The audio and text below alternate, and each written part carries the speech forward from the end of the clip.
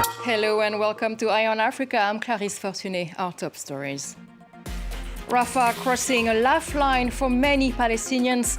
The first trucks carrying relief goods are expected to enter the Strip tomorrow. This as calls mount for a day of rage this Friday across the Arab and Muslim world. More than 420,000 Sudanese have now found refuge in neighbouring Chad.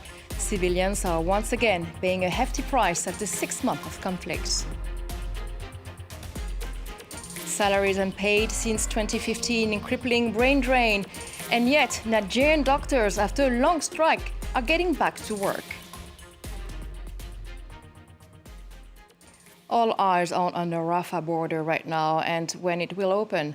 The Egyptians are working to repair damage to roads caused by Israeli airstrikes so that the first trucks can enter. Meanwhile, Egypt is preparing for a large rally in Cairo in support of the Palestinians on what is described as a Friday of rage. Edouard Cousin reports.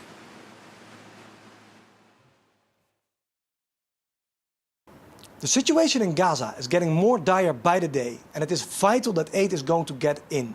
But the big question is, when will the Rafah border crossing open? UN Secretary General Antonio Guterres was in Cairo on Thursday, and he called on Israel to allow sustained humanitarian aid into Gaza. Rafah is our only hope. It's a lifeline for people in Gaza, he said. Egypt does want to send humanitarian relief in, but said that Israeli airstrikes have prevented them from doing so. On Wednesday, Israel, the US and Egypt agreed to send 20 trucks into Gaza, but that is nowhere near what is needed on the ground now. Meanwhile, Egypt's President Sisi has called on mass protests on Friday in Cairo in condemnation of Israeli bombing campaign and in solidarity with the Palestinians. This particular protest serves a political purpose. Egypt feels pressured by the West and Israel to allow a large number of Palestinian refugees in. Sisi firmly rejects that. He believes that this would jeopardize Egypt's national security and would boil down to the permanent displacement of Palestinians. He said that if Palestinians would be driven out of Gaza into Egypt, many Egyptians would take the streets to protest this.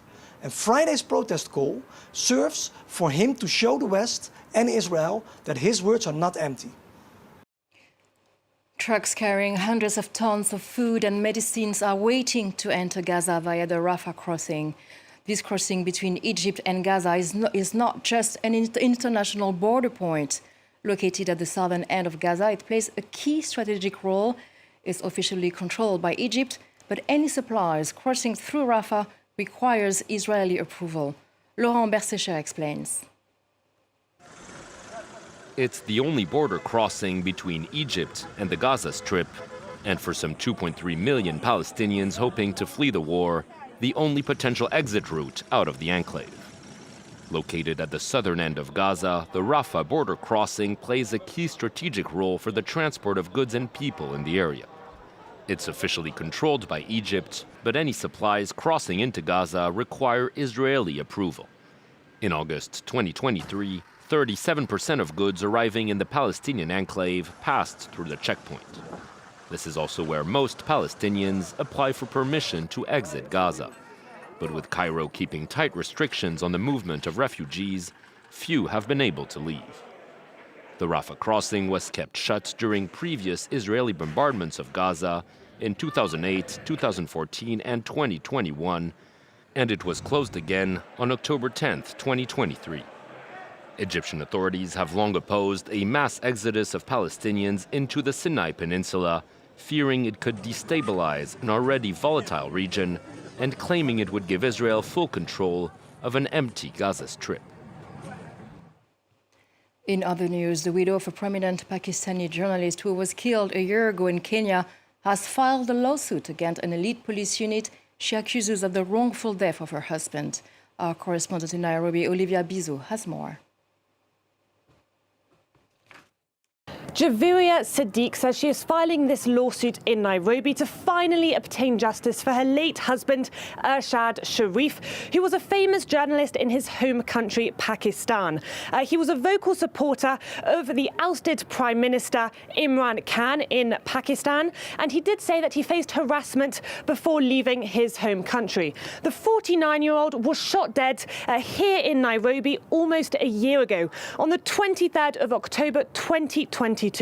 Now, he was shot dead by Kenyan police officers who were part of the General Service Unit while he was in a moving vehicle.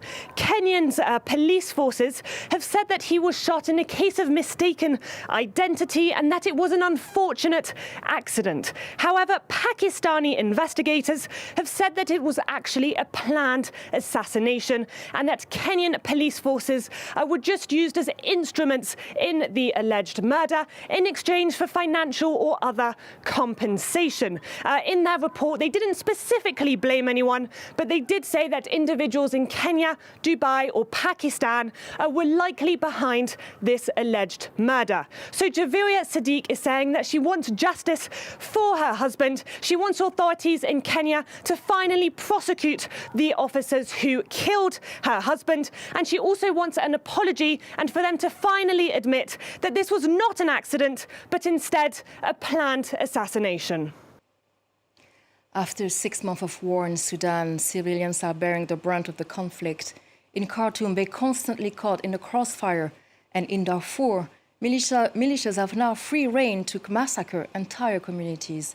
Our correspondent Bastien Renouille was at the border between Sudan and Chad, where 433,000 people have now flocked to find refuge. Nearly 200,000 people live in these makeshift shelters behind me, among them 85% of women and children. They have escaped from the killings committed by the Rapid Support Forces and local Arab militias allied to them. They are targeting the Masalit community, an ethnic African tribe. They are committing ethnic cleansing in West Darfur, killing men, women and children, torturing and raping many. That's why so many people have escaped, but here in Chad, the situation is dire. Listen to these refugees. We have nothing here. We don't even have blankets. All the people you can see here, they're sleeping on the ground. We are expecting about the income generation activities here. Is opportunity of work, it's very limited comparing to Sudan. And this is what we're expecting and we found in the ground. The United Nations and international NGOs are short of money. All the humanitarians I've spoken to say that this crisis is underfunded, and some NGOs even had to spend money that they don't have, hoping that donors will help them in the future. Why is this? Because first, it's a very difficult crisis to understand, and then because this region has been plagued by many wars during the past decades, so some donors are tired, and many believe that they have given enough money during the past 2 years, mostly because of the war in Ukraine. So this war is simply not a priority. In Nigeria, doctors are being called back from retirement to compensate for the shortage of medical staff. An indefinite strike has been suspended, but tension remains with unfulfilled government promises like more recruitments or payment of salary arrears since 2015. And the brain drain is far from slowing down. Chinwe Osundu is in Lagos. Dr. Hassan hasn't had a pay rise in 13 years, but despite this, he's recently decided to return to work. He's one of many health workers in Nigeria who have been on strike since the summer. Now, he's hopeful that ongoing negotiation between the government and unions will bring some gains. In terms of economic reality, the working environment, the remuneration, the motivation is not there. But what keeps me going is the fact that I have responsibility, to fellow Nigerians. Salaries will need to be increased by around 200% in order to match the level of compensation doctors enjoyed around 15 years ago. Nigeria's currency, the naira, has been depreciating fast. After a 30-year career in state-run facilities, This general practitioner opened his own clinic in Oyo, 200 kilometers away from Lagos, but he's struggling to recruit young doctors. Ordinarily, if I want to stay for 3 or 4 hours to go and rest, if there's no doctor to cover, I have to come out and find out and solve the situation. So it is stressful for not having enough manpower that can actually run the facilities. According to the British General Medical Council, around 11,000 Nigerian doctors are registered and practice in the UK. This brain drain phenomenon is known locally as Japa. Early October, the Ministry of Health announced it would begin recalling retired doctors to help compensate for the death of the medical professionals. But this union leader fears that this measure is insufficient. The rate at which doctors are leaving this country, because I'm a doctor, I'm seeking for doctor, but not only doctors, nurses, pharmacists, and other healthcare providers, including the admin staffs, they are leaving the shores of this country in their drones. And if nothing is done, I've said it before, in another 2 years, you may come to the hospital and you won't find any doctor. In recent years, Nigeria has devoted less than 5% of its federal budget to the health sector, far from the 7% minimum required by the African Union. And that's it for this edition. Thank you for watching Eye on Africa. Stay tuned on France 24 for more news.